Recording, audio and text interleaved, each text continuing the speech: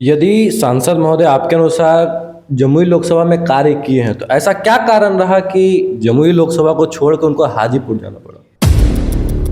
क्यों बार बार लालू परिवार से ही उम्मीदवार और अध्यक्ष होते हैं?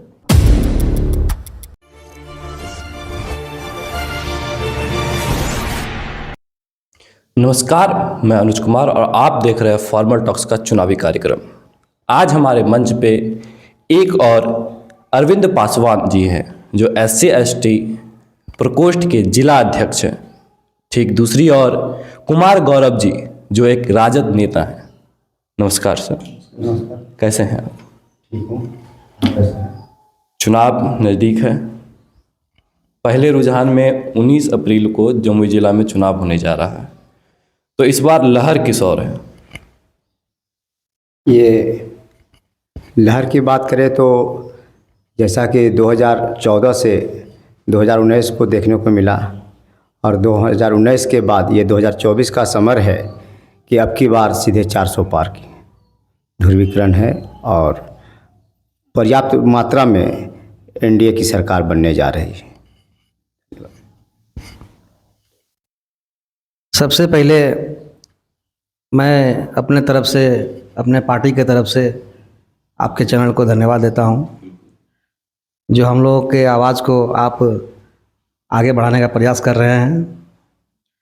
तो इस जो अभी आपके सामने जो हमारे भाई जी बात रखे हैं कि जो सत्ताधारी का कहना है कि अब की बार 400 पार, ये बात पुराना हो चुका है और मुझे लगता है कि कहीं ना कहीं ये सोचा समझा साजिश है, इसको समझ सकते हैं। कहीं ना कहीं षड्यंत्र होगा, जैसे हम लोग आरोप लगा रहे हैं कि EVM में खेला होने वाला है।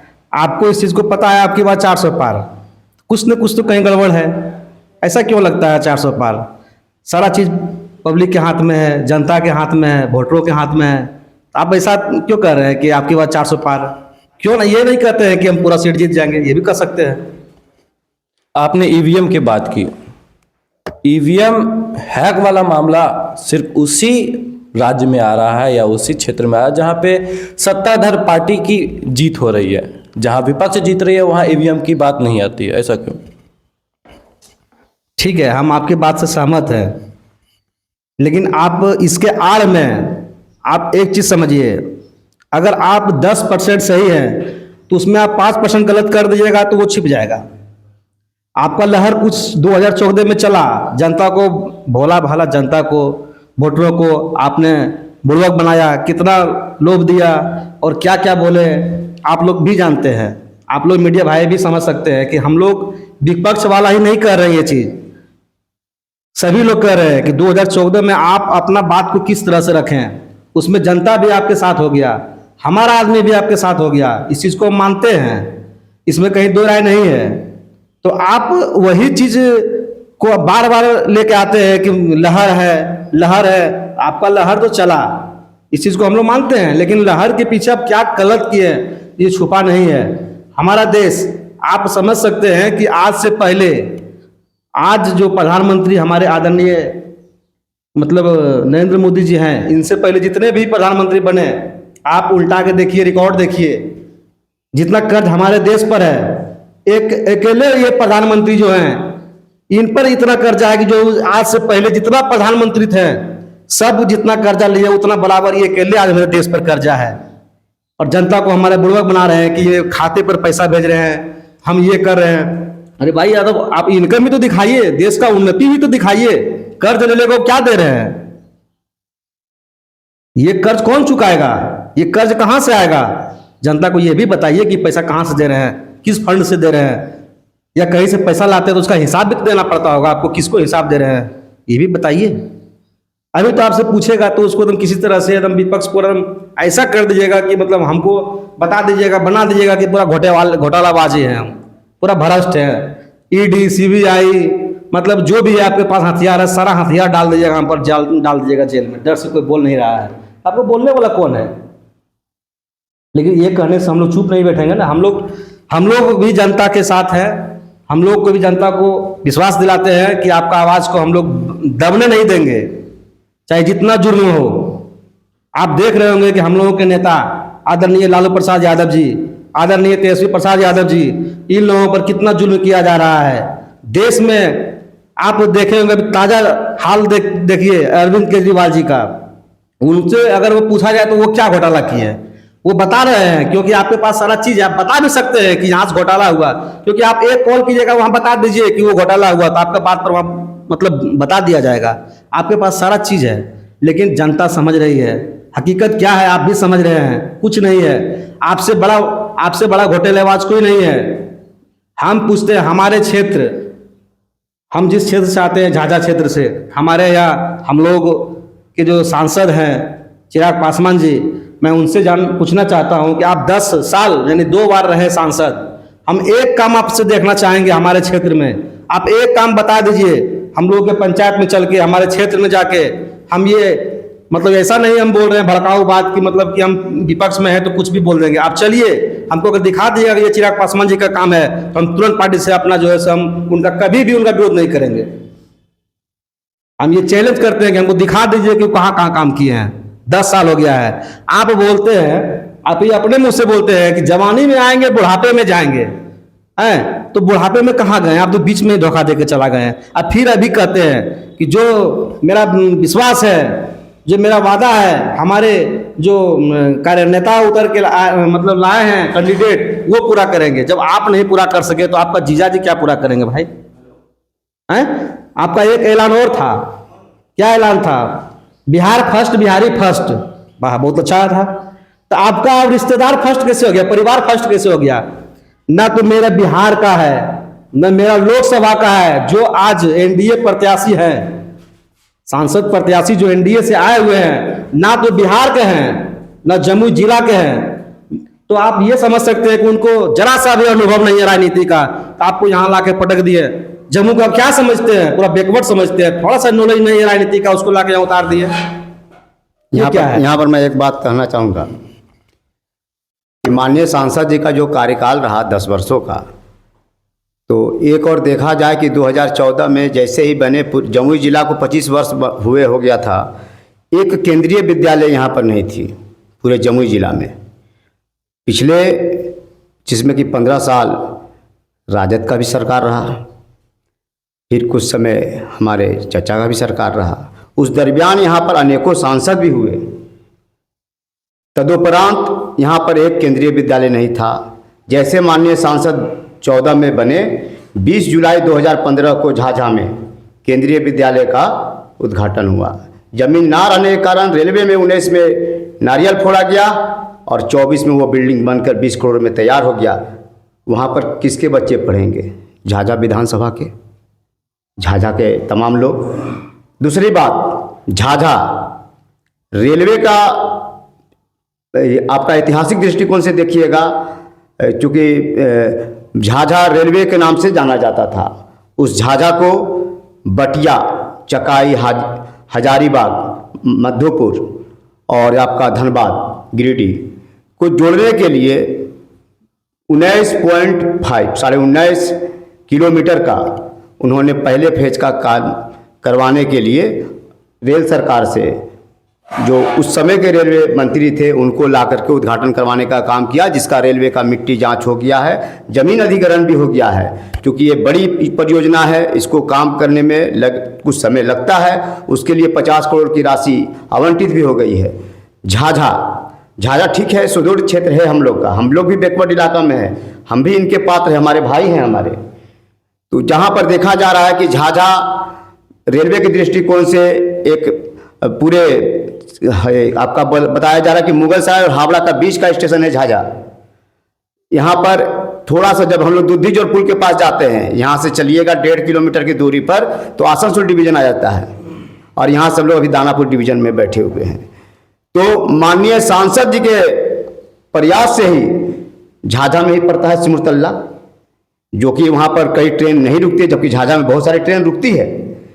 तो उन्होंने अमृत भारत योजना के तहत में 6 अगस्त 2023 को सिमरतल्ला को लाने का काम किया, आपका जमुई को लाने का काम किया। झाझा में बड़ी परियोजना जो कि फुट ओवर ब्रिज का काम था, उन्होंने पहला फेज का काम प्लेटफार्म नंबर 3 और 4 पर जाने के लिए वहाँ पर बनवा कर छोड़े हैं। और दूसरे फेज में 7 करोड़ का राशि जो कि 1 नंबर 2 नंबर प्लेटफार्म को जोड़ने के लिए वहाँ भी पाया हुआ सब लगा हुआ है। केवल वहाँ पर जब भी रेलवे के द्वारा एक 12 घंटा 13 घंटे का अगर यहाँ पर रिजर्व लगता है, ब्लॉक लगता है, तो उस दिन वो काम संपन्न हो जाएगी।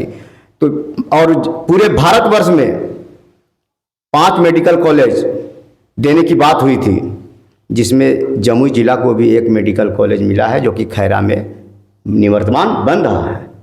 माननीय सांसद जी ने कहा था कि मैं यहाँ पर युवा बन के आया हूँ, बुजुर्ग बन के जाऊँगा। सही कहा था, क्योंकि इसी बीच 2020 के चुनाव के दरमियान उनके पिता लोजपा सुप्रीमो माननीय श्री रामविलास पासवान जी का निधन हो गया। उस समय कोरोना काल भी चल रहा था। 2 वर्ष तो उनका सारा राशि या फिर पूरे PMRO या फिर पूरा बिहार, पूरा देश ही विदेश भी अस्त व्यस्त रहा। उस 2 वर्षों में कोई भी काम नहीं हो सका है। तदुपरांत आप देखिएगा कि 19 के बाद से जब 20 में उनके पिताजी मर गए, दिवंगत नेता हमारे रामविलास पासवान जी, तो उस समय देखिएगा कि उसके बाद से सारा जिम्मेवारी माननीय राष्ट्रीय अध्यक्ष श्री चिराग पासवान जी के ऊपर आ गया। उसी समय उनके 5 सांसद को लेके भागा भी गया, तो परिवार को भी तोड़ा गया, पार्टी को भी तोड़ा गया। लेकिन वैसे में वो विचलित नहीं हुए, लोगों के पास गए, अपने आप को उन लोगों से आशीर्वाद मांगा। पूरा देश दुनिया आशीर्वाद दिया। और 20 के चुनाव में भी देखे कि 2.6 पॉइंट वोटर उनके साथ रहा। ये सबों का आशीर्वाद था, सहयोग था। यदि सांसद महोदय आपके अनुसार जमुई लोकसभा में कार्य किए हैं, तो ऐसा क्या कारण रहा कि जमुई लोकसभा को छोड़कर उनको हाजीपुर जाना पड़ा? जी, ऐसा है कि पिता के विरासत को बढ़ाने का जिम्मेवारी उनके बेटा का होता है। और उनके पास तो कोई 2-4 बेटे थे नहीं। हमारे माननीय नेता स्वर्गीय रामविलास पासवान जी का ओनली चिराग पासवान जी थे। चिराग पासवान जी ने 2014 से यहाँ से नेतृत्व किए हैं। जनता का प्यार, समर्थन, सहयोग मिला। तो अब पिता का विरासत को भी आगे बढ़ाना है, जिम्मेवारी लेना है। वहाँ के भी जनता और वहाँ भी जो भी कमी रह गया था उनको भी अपने सिरे से खारिज नहीं कर सकते। तो वहाँ के जनताओं के आह्वान पर पिता के विरासत को संभालने के लिए गए। और देखे कि भाई तोड़ तड़ाव की जो बात है, तो उस दरमियान होता है क्या कि अगर किसी अन्य कोई भी पार्टी के कार्यकर्ता को अगर देते हैं यहाँ से टिकट जमुई से, तो कभी भी वो बगावत कर ले या कुछ भी अनडिसिप्लिन कर सकता है। लेकिन अपने बहनोई को देने का कारण यही बना कि खुद से जमुई से जुड़े रहेंगे। युवा बन के आए थे, बुजुर्ग बन के जाएंगे। क्योंकि उस समय भी 2014 में 2 सांसद का ही ताकत था कि झाझा में केंद्रीय विद्यालय रेलवे कैंपस में बना। रेल मंत्री आकर के रेल का नारियल फोड़े। तो ये 2 सांसद का, जैसे बोला जाता है कि डबल इंजन का सरकार, तो उसी ढंग के 2 सांसद का यहाँ पर जो पावर है वो दिखने को मिलेगा आपको 2024 से लेकर आने वाले समय में। अभी हमारे भाई साहब बता रहे थे कि सांसद महोदय रेलवे में जो कार्य किए हैं, तो मैं ये कहना चाहता हूँ कि रेलवे में जो इनका कार्य रहा, ठीक है, रेलवे में कार्य रहने का मुख्य कारण रहा, रेलवे में अगर काम नहीं करेंगे तो आखिर आप क्या कीजिएगा। और भी तो कई सांसद है, ऐसा नहीं है कि कोई काम नहीं किया है। आप रेलवे में तो करना आपका फर्ज है, आप करेंगे ही। रेलवे में नहीं करेंगे, आप केंद्रीय बताएं कि केंद्रीय विद्यालय जो खुलवाएं, ये भी बात सही है। तो आप गिने चुने भी काम नहीं करेंगे तो क्या करेंगे। सब इसी से सारा चीज पब्लिक का काम का समस्या का हल नहीं होता है। कुछ काम पब्लिक के लिए भी होना चाहिए, जो बिल्कुल कहीं नहीं दिख रहा है। आप रेलवे का काम किए, रेलवे तो बना ही है, फुटवेयर का काम किए हैं, आप ओवर ब्रिज का काम किए हैं जो बता रहे हैं अभी। तो उसमें तो एक तरह से मानिए वो निकलता है हर साल 2 साल 3 साल में, उसका काम के लिए टेंडर निकलता है या जो भी निकलता है, उसमें कोई ना कोई तो करता ही। ठीक है, आप सांसद हैं तो आपके माध्यम से काम होगा ही, ऑटोमेटिक बात है। अगर आप सांसद नहीं रहते, कोई दूसरा रहता तो भी काम होता। लेकिन हमको वो काम बताइए, जैसे अभी इन्होंने बताए हैं। एक चीज़ और बताया कि इनको विश्वास नहीं था। एक चीज़ समझ लीजिए, अभी भाई बहुत अच्छी बात बोले कि इनको किन्हीं लोगों पे विश्वास नहीं था कि टिकट परिवार को इसलिए दिया कि दूसरे लोग बगावत कर देता या किसी कारण से चला जाता। तो क्या आप में कमी है कि आपको अपने पार्टी के लोगों पर विश्वास नहीं है। और भी तो पार्टी है, हमारा भी तो पार्टी है राष्ट्रीय जनता दल, वो कहाँ ऐसा करते हैं? ये तो कभी नहीं बोले हैं कि हम अपने परिवार में किसी को टिकट दिए, को किसी पर विश्वास नहीं था तब दिए। जैसे अभी इन्होंने बोला, आप सुने होंगे, तो ऐसा क्यों है? उनका एक ताज़ा न्यूज़ सुने होंगे आप, उसमें कहीं वो अपना बयान दिए हैं, उसमें बता रहे थे कि ये जो प्रत्याशी हैं हमारे जीजा जी हैं, हमसे ज़्यादा ये प्यार देंगे, हमसे ज़्यादा ये मान सम्मान देंगे। तो आपको ऐसा क्यों लग रहा है कि हम जनता को नहीं मान सम्मान दे सकें? आपको ऐसा महसूस हो रहा है? इसका मतलब है, लग रहा है ना जी, तब ना ये बात बोल रहे थे। आप तो ये कर सकते थे, जिस तरह हम दिए वो सब ये भी देंगे, ये लैंग्वेज बोल सकते थे आप। आपको क्या लगा कि हम कमी कर दिए तभी आके पूरा कर देंगे? एक मिनट। दूसरी बात, आप समझ सकते हैं सांसद महोदय जो उनका फर्ज था किए हैं, लेकिन जो असली फर्ज था वो बिल्कुल नहीं किए, वहाँ फ्लॉप किए। वो जनता के हक में भी काम करना था। बहुत काम ऐसा हुआ जिससे पब्लिकली उनका कार्यकर्ता का फायदा हो, बहुत ऐसा काम है जो उनका पार्टी के लोगों को फायदा हो। अभी भी अगर केंद्रीय विद्यालय चल के देखिए, उसमें किसका बच्चा ज़्यादा पढ़ रहा है? अभी हम आपसे डिबेट कर रहे हैं बैठ के, अगर चलिए मेरे साथ, अगर अभी आपको देख लीजिए कि कौन बच्चा पढ़ रहा है, किसका बच्चा पढ़ रहा है, कितना गरीब बच्चा पढ़ रहा है। अगर हमको बता दीजिए, अगर 90% बच्चा ऐसा व्यक्ति का पढ़ रहा है उसमें जो कि गरीब नहीं है, हम ये चैलेंज। इस पर मैं एक बात बोलना चाहूँगा। 20 जुलाई 2015 को जब केंद्रीय विद्यालय रेलवे कैंपस में चालू हुआ, तो हमारे सबसे कमजोर सुदूर इलाका से आने वाले सिमुलतल्ला निवासी मिस्टर फुलेश्वर यादव जी का 2 बच्चे का एडमिशन बिल्कुल फ्री हुआ है। फुलेश्वर यादव नाम याद रखिएगा, सिमुलतल्ला, 2 बच्चे फ्री में पढ़ रहे 2015 से, और अभी 2024 है। ये आप कहीं भी आप मैक लगा के पूछ सकते हैं, उनके घर पर जाके पूछ सकते हैं, और हमने हमारे भाई जाके पूछेंगे तो ये हमें बहुत खुशी लगेगा। और रहा बात की छोटा काम के लिए नगर में अगर कोई है तो वार्ड अध्यक्ष होता है, चेयरमैन होता है। अगर गांव की बात करें तो वहाँ पर वार्ड होता है, मुखिया होता है, और अधिक बात करें तो एमएलए होता है, और बड़ा काम करने की बात होता है तो एमपी साहब होते हैं, और उससे बड़ा काम करना है तो स्टेट में सेंट्रल मंत्री होते हैं। ठीक, लेकिन उसी तरह से अगर छोटा मोटा भी बात बोला जाए तो रोड से लेकर नाला तक, पहला 2014 में जब हमारे माननीय सांसद जी जीत करके आए तो आप लोगों को पता नहीं होगा कि ये मोबाइल अगर चार्ज करना होगा तो सुदूर इलाका के लोगों को टेलवा, कनौदी, खुरंडा, आपका गादी टेलवा, या फिर कर्रा, या आपका ये लक्ष्मीपुर पंचायत, ये जहाँ भी गिद्धौर में हमने वहाँ पर 64 ट्रांसफार्मर जाके देने का, सर्वे करके देने का काम किया। उस समय मात्र 20 kV का ही ट्रांसफार्मर लगता था, जो कि एक मोबाइल चार्ज होने में कठिनाइयों का सामना करना पड़ता था आम लोगों को। हर जगह पर वहाँ पर ट्रांसफार्मर देने का काम किया, और मैं ठंडा में जाकर के खुद से मोटरसाइकिल से वहाँ पर सर्वे किया। वहाँ से हर पेटी से हर जहाँ पर ट्रांसफार्मर लगा वहाँ पर 100 kV 65 kV का ट्रांसफार्मर लगा, और वो लगभग 200 करोड़ मतलब वहाँ पर देने का काम किए कि भाई बिजली दुरुस्त हो यहाँ पर।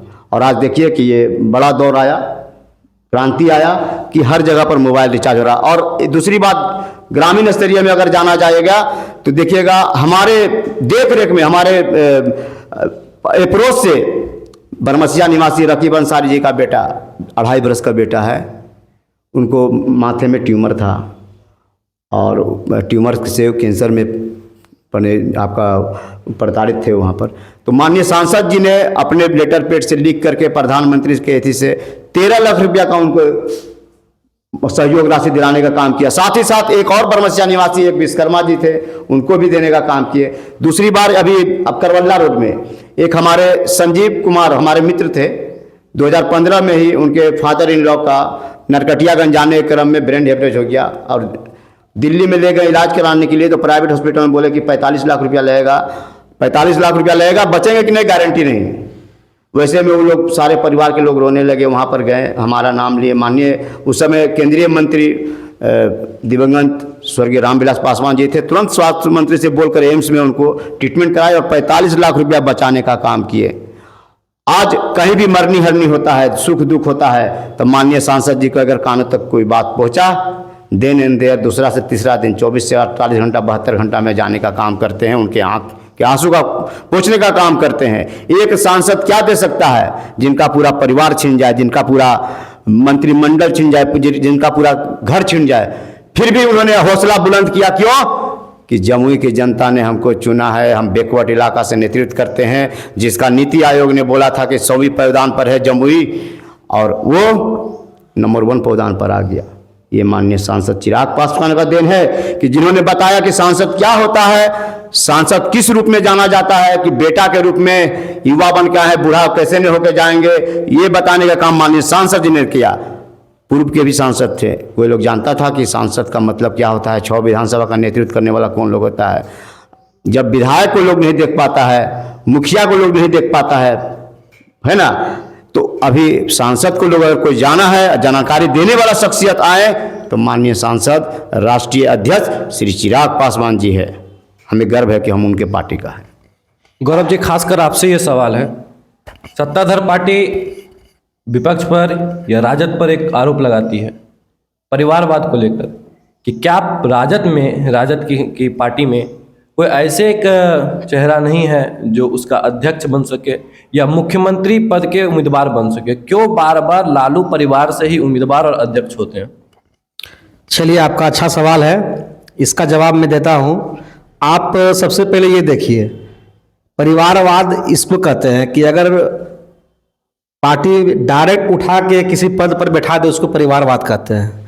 सबसे पहले वो पब्लिक में गए, चुनाव लड़े, चुनाव जीते, जनता उस लायक समझें, उनको चुनाव जिताएं, तब जाके वहाँ पहुँचे कि डायरेक्ट जैसे नीतीश कुमार जी हैं, हम लोग के मुख्यमंत्री, आप देख सकते हैं चुनाव नहीं लड़ते हैं, चुनाव जीतने के बाद एमएलसी बन जाते हैं, पार्टी से वो बना के उनको मुख्यमंत्री बना दिया जाता है। वैसा तो तेजस्वी यादव नहीं किए या तो लालू परिवार नहीं किए, वो चुनाव लड़ते हैं।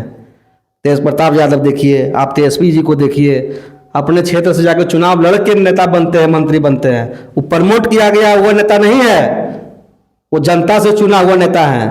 वो परिवारवाद नहीं कर सकते, परिवारवाद कर सकते हैं जैसे मान लीजिए अभी ये हो गए आपके चिराग पासवान जी के बड़नोई जी, कभी जनता के आप पूछते हैं हमको एक जगह दिखाइए पूरे बिहार में, जैसे अभी बता रहे थे कि हमारे सांसद महोदय यहाँ जाते हैं, दुख में यहाँ जाते हैं, वहाँ जाते हैं, ठीक है, उनका फर्ज है, सांसद जी है तो उनका फर्ज होना से भी चाहिए, जाना भी चाहिए, लेकिन आप ऐसा नहीं कि एक काम के बदले सारा काम उसमें जोड़ दिया जाए। यहाँ तो वही हो रहा है। आप एक चीज बताइए, तो परिवारवाद वहां है कि यहाँ है? पूरा इंडिया में देख लीजिए, आप पूरे पार्टी में देख लीजिए, अभी के डेट में पूरे बिहार में 40 लोकसभा सीट हुए, 40 लोकसभा सीट में आरजेडी को कितना सीट मिला? आज ये महागठबंधन जो हुआ इंडिया महागठबंधन में, आप देखिए कि राजद को कितना मिला, कांग्रेस को कितना मिला, और भी दलों को कितना मिला, उसमें अपने परिवार को कितना सीट दिया। और दूसरे पार्टी को देखिए आप, यही लोजपा रामविलास के पार्टी को ही देख लीजिए, मात्र 5 सीट मिला, उसमें अपने रिश्तेदार को, परिवार को कितना टिकट दिया। आप 5 सीट देखिए, उनमें कंपेयर कीजिए, दोनों में मिलाइए आप, तो परिवारवाद किसका है? ये चीज आप समझिए। बोलने से कुछ नहीं होता, कुछ समझना भी पड़ता है ना। अभी जैसा कि कह रहे थे बड़े भाई कि 90 से 95 या 2000 के बीच में राजद सुप्रीमो माननीय श्री लालू प्रसाद जी का कार्यकाल रहा, तो वहाँ पर बोले कि भाई चुनाव लड़ने की बात इधर पर नहीं थी, हमारे माननीय मौजूदा नीतीश कुमार जी के बारे में, एमएलसी से जाते हैं और जीत के उसके बाद मुख्यमंत्री बनते हैं। जब 95 के दौर में जब राजद सुप्रीमो और हमारे बिहार के मुख्यमंत्री माननीय श्री लालू यादव जी, जब उनका जेल जाना हुआ तो उस समय कौन से सीट से जीत करके माननीय हमारे मुख्यमंत्री जी माननीय श्रीमती राबड़ी देवी जी आई थी और वहाँ पर मुख्यमंत्री बन गई थी, कौन लोग जिता कर लाया था? इसको आप क्या कहेंगे सर? देखिए, आप बोले तो परिवारवाद है, हम बोले तो आप वो परिवारवाद नहीं है। सबसे पहली बात, वो चीज जो दौर था, उस दौर की बात करें तो वो दौर में ऐसा परिस्थिति पैदा हुई थी कि पार्टी में अगर लालू जी, अगर राबड़ी देवी जी को अगर मुख्यमंत्री नहीं बनाता है तो वो उसमें पार्टी मेरा टूटने के कगार पर था। मतलब विपक्ष लोग भी ऐसा मतलब षड्यंत्र रचा था कि उसमें हमारे पार्टी के लोगों को ही गुमराह करके कि अगर वो लालू जी जेल गए, एक मिनट रुकिए, परिवार ठीक है, लेकिन देश पहले की परिवार और पार्टी, कहने पहले बिहार, उसके बाद पार्टी, उसके बाद परिवार। तो यहाँ पर यहाँ परिवार की बात तो नहीं आया ना, यहाँ देश की बात नहीं था। यहाँ की का बात था, उसमें और भी कद्दावर नेता थे राजद आप में। समझिए इस चीज को, नहीं, आप भी समझिए, आप एक चीज बात बताइए समझिए। हमको भी कि राजद में उस समय भी कद्दावर नेता थे, नहीं सुनिए, तो उनको क्यों नहीं सुपुर्द किया गया बिहार का मुख्यमंत्री का पद? आप समझिए इस चीज को कि राजद में उस समय भी कद्दावर नेता थे, लेकिन विरोध कहाँ हुआ? अगर विरोध नहीं होता है तो उसको क्या कहिएगा? लेकिन अभी तो आपके पार्टी में विरोध हुआ। अभी आप बता रहे थे कि हमारे पार्टी में जीता हुआ 5 सांसद हट गया। उस घड़ी में हमारे, आप ये बता रहे थे जो आपके नेता जो सुन रहे बताएंगे क्या, सब लोग जानते कि हैं आप चिराग पासवान जी अकेले पड़ गए तो उस मुसीबत में खड़े रहे, ऐसे रहे वैसे रहे, वो उसके कारण भी एक कदम उठाए। लेकिन हमारे पार्टी में उस दौर में, जिस बात अभी बता रहे थे कि जब लालू जी के साथ जो उस समय में जो घटना घटा, जो विपक्ष लोग, जो सत्ताधारी लोग हावी हुआ, उस वक्त में कहीं पार्टी में हम लोग का टूट नहीं हुआ। इस चीज को आप समझिए, पार्टी में टूट नहीं हुआ, उसको सर्वसम्मति से बनाया गया। लालू यादव नहीं बोला कि हमारा मतलब जो है राबड़ी देवी जी का मुख्यमंत्री बनाया जाए, पार्टी के नेता का ये मतलब ये निर्णय था। इसको आप समझिए। आप अगर नहीं मान, सुनिए, अगर नहीं इस मान, बात को हम लोग नहीं मानेंगे। नहीं आप कैसे नहीं मानिएगा? कद्दावर नेता के रहते हुए और कोई अपनी धर्म पत्नी को पूरे बिहार का चाबी दे दिया जाता है तो ये डिक्टेटरशिप ही मानेंगे। आप इस चीज को समझिए कि उसमें विरोध तो हुआ होगा। अगर आप कह रहे हैं कि उसमें चाबी दे दिया गया उनको, तो विरोध हुआ होगा ना। कद्दावर नेता लोगों का ये फैसला था कि नहीं, उन्हीं को बनाया जाए। उस समय वो दौर था, उस समय का दौर अभी के दौर में आसमान जमीन का अंतर है। वो समय अभी क्या है, अभी आप बोल रहे हैं शाम को उस पार्टी में चल जाइएगा, लेकिन वो समय ऐसा नहीं था। अब से होने लगा, जब से हमारे जो भारत में जब से ये प्रधानमंत्री हमारे आदरणीय नरेंद्र मोदी जी बने हैं, उस समय से तोड़ तोड़ जातिवाद का राजनीति ज्यादा होने लगा है। डर से, प्रलोभन से, कुछ भी कारण से पार्टी जो दौड़, मैंने इसको तोड़ को उसमें कर दिए, उनको तोड़ को इसमें कर दिए। तो इस समय अब होता है, उस समय होता ही नहीं था। उस समय सोचता भी नहीं था कि ये बात उठेगा आज के डेट में, वहां का बात यहाँ उठेगा, लेकिन अब होने लगा ये सब चीज। समझ रहे हैं आप? इस चीज को समझिए कि आप कुछ भी कहिएगा आप ठीक है, अगर इधर से कुछ बोला गया तो वो परिवारवाद है। तो इस चीज को क्यों नहीं समझाएगा? उल्टा के देखिए, ऊपर से देखिए आप, वहां राजनाथ सिंह से लेके यहाँ नीचे तक देखिए आप, सभी का परिवारवाद है। जिसका जितना परिवार रहेगा उतना नहीं रहेगा पार्टी में। इनका ज्यादा परिवार है तो ज्यादा नाम होता है। राजनाथ सिंह का बेटा वो परिवारवाद में है, अमित शाह का बेटा क्या करता है, वही परिवारवाद में। जहां जितना रोल था सब अपना अपना काम किया, कोई कमी नहीं छोड़ा है। हम ये कर रहे हैं। यहाँ पर एक बात यही कहना चाहूँगा मैं कि नेता पार्टी पॉलिटिक्स तो होते रहेगी और हम लोग जिस भाईचारा के साथ थे हैं रहेंगे। माननीय चिराग पासवान जी अच्छे युवा, अच्छे नेता, अच्छे बेटा कहलाए। उन्होंने हर सुख दुख में जाने का काम किया, निरंतर जा भी रहे हैं। उनके पास खोने को कुछ नहीं था। कल भी आज अपने माथा में पगड़ी में मसाल जलाकर चल रहे थे, आज भी चल रहे हैं और हमेशा चलेंगे, क्योंकि युवाओं को प्रकाश देना है। उनका यही नारा है कि जात न पात हम करेंगे सबकी बात और विकास ही निरंतर रहेगा मेरा साथ। मैं इन्हीं चंद बातों के साथ अपनी वाणी को समाप्त करूँगा। चूँकि समय का अभाव है, इस समय में आप लोगों ने इतना वक्त दिया, इसके लिए आप दोनों को तहे दिल से धन्यवाद। आपको भी बहुत बहुत धन्यवाद और इस चैनल को भी हमारे तरफ से, हमारे पार्टी की ओर से, हमारे गठबंधन की ओर से, एनडीए के गठबंधन की ओर से बहुत बहुत धन्यवाद। और तमाम हमारे जो देख रहे हैं इस यूट्यूब चैनल को, पूरे लोकसभा के लोगों को धन्यवाद। हमारे पार्टी की तरफ से भी, हमारे जो इंडिया गठबंधन के सभी घटक दल हैं, सभी की तरफ से भी हम अपने तरफ से आपके चैनल को धन्यवाद देते हैं कि हम लोगों का आवाज़ आप अच्छी तरह से सुने, इस बात को आगे बढ़ाएं। इसी बात के साथ मैं अपनी बात को समाप्त करता हूँ। धन्यवाद।